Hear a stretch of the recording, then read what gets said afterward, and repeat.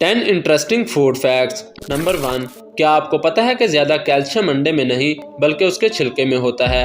Number 2, फिल्मों में जिस आइसक्रीम का इस्तेमाल किया जाता है वो सिर्फ पिसे हुए आलू होते हैं ताकि शूटिंग के वक्त वो पिघले नहीं।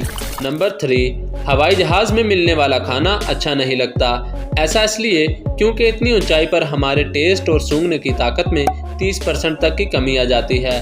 नंबर 4, अगर लहसुन को आप जिस्म पर बहुत देर के लिए रख देंगे तो आपको फ़ौरन तेज़ बुखार हो जाएगा।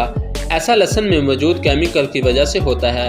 नंबर 5, डिहाइड्रेशन से बचने के लिए आप खीरे का इस्तेमाल कर सकते हैं क्योंकि खीरे में तकरीबन 96% वाटर होता है। नंबर 6, नींबू को दुनिया के सबसे हेल्दी फूड में से एक माना जाता है। नंबर 7, दुनिया में माँ का दूध ही एक ऐसा फूड है जिसमें हर किस्म के न्यूट्रिएंट्स मौजूद होते हैं। नंबर 8, शहद ही दुनिया की वाहिद खाने वाली चीज़ है जो कभी भी ख़राब नहीं होता। नंबर 9, अगर आप अंगूर को माइक्रोवेव में रखेंगे तो अंगूर फट जाएगा।